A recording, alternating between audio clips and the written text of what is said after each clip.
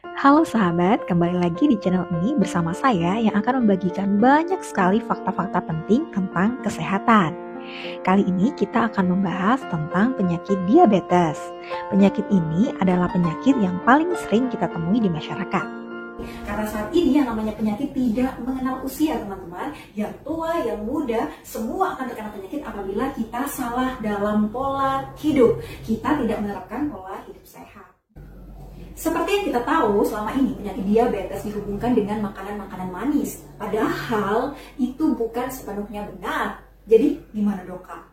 Jadi begini teman-teman, memang makanan manis itu adalah salah satu pemicu dari penyakit diabetes. Namun bukan karena semuanya itu karena makanan manis.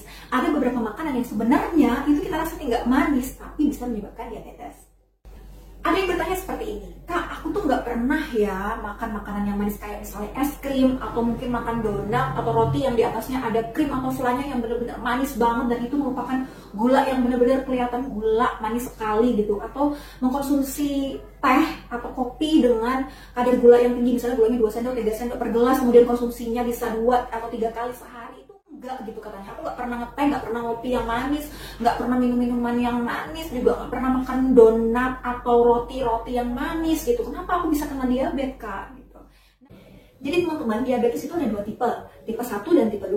Tipe 1 adalah apabila pankreas yang kita tahu sebagai organ yang menghasilkan insulin itu tidak mampu menghasilkan insulin sama sekali, jadi tidak bisa untuk menghasilkan insulin. Sedangkan tipe 2 itu adalah ketika pankreas menghasilkan insulin, namun insulin yang dihasilkan itu tidak cukup untuk dapat menguraikan glukosa menjadi energi. Jadi bagaimana jika tubuh kita kekurangan insulin atau sama sekali tidak ada insulin dalam tubuh kita? Ya akhirnya glukosa itu mengendap dalam darah dan menjadi penyakit yang namanya diabetes atau kencing manis. Glukosa itu bukan cuma berasal dari gula, memang salah satunya berasal dari gula. Namun yang paling sering kita abaikan itu justru adalah yang berasal dari golongan tepung.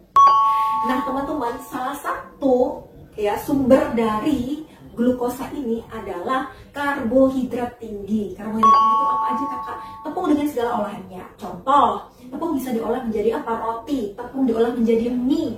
Ya, itu adalah salah satu karbohidrat tinggi dengan olahannya yang apabila masuk ke dalam tubuh kita itu akan menjadi glukosa.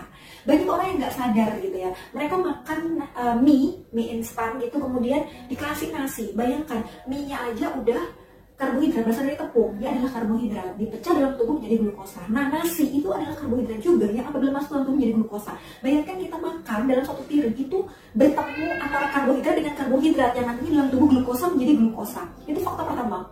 Lalu fakta kedua yang sering juga kita abaikan adalah kita makan ngemil nih ya, ngemil kentang. Ya, kentang yang biasa kita makan kalau nonton bioskop atau mungkin nonton TV gitu yang bisa ada di kafe-kafe gitu ya, kita makan kentang goreng atau keripik kentang ya, keripik kentang kita habis 1 bungkus gitu, kemudian kentang goreng kita habis beberapa piring gitu ya, kita sering ngemil itu setiap malam, setiap hari berlanjut seperti itu. Sahabat, sebaiknya kita mengatur pola hidup kita menjadi pola hidup sehat. Pola hidup sehat itu gimana sih, Kak? Pola hidup sehat yang pertama adalah memilih makanan yang seimbang, yaitu seimbang antara karbohidratnya, proteinnya, lemaknya, seratnya. Dalam satu porsi yang kita makan itu memiliki nilai gizi yang seimbang. Lalu yang kedua, yaitu selain pola makan kita lakukan pola hidup yang sehat. Dalam satu hari, dalam 24 jam, jangan cuma kita isi dengan bekerja saja. Jangan cuma kita isi habis makan, kita langsung istirahat, langsung rebahan. Tiap hari ya, tiap Sabtu atau tiap Minggu kita jogging lah sebentar habis subuh, kita jogging jam 6 pagi sampai dengan jam 8, kita jalan-jalan sekalian cari sarapan, kita bisa kuliner sambil jalan kaki. Selain melalui tes laboratorium, penyakit diabetes ini juga dapat kita lihat melalui gejala-gejalanya. Yang pertama, kelaparan dan kelelahan. Jadi kita merasa sering lapar, ingin makan terus, dan apabila beraktivitas itu mudah sekali lelah. Kemudian selanjutnya kencing lebih sering dan menjadi mudah haus. Jadi di malam hari biasanya kita sering terbangun untuk kencing dan juga minum. Selanjutnya, mulut kering dan kulit gatal. Untuk kulit gatal ini yang paling sering dideteksi pada bagian kaki, yaitu pada bagian atas, dan juga adanya kapalan atau penebalan pada kaki bagian bawah, serta adanya indikasi penglihatan kabur.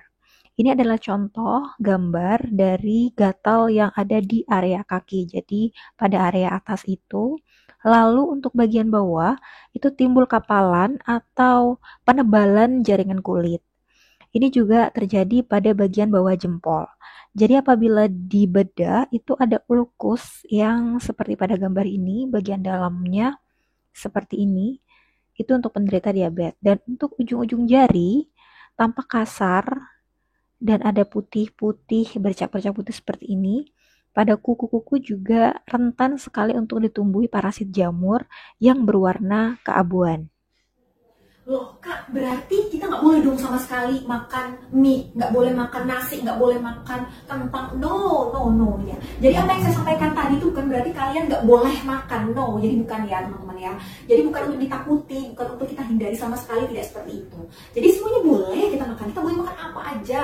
Yang penting adalah porsinya tepat. Janganlah makan karbohidrat yang dicampur dengan karbohidrat. Makan nasi pakai eseng-eseng kentang ya, kentang yang dibikin jadi olahan, dikasih kecap gitu ya, kentang dikasih kecap dibuat eseng-eseng kemudian dimakan dengan nasi putih. Itu kan karbo dengan karbo gitu. Taruhlah dikasih ayam lah, bikin ayam kecap begitu. Jadi ada nasi, ada karbohidratnya, ada protein hewaninya gitu, ada sayurnya juga, kita bikin sayur. Misalnya ada kangkung, dibikin oseng-oseng. Nah, jadi nggak selalu harus karbohidrat bertemu dengan lauk yang juga karbohidrat begitu teman-teman, maksud saya gitu.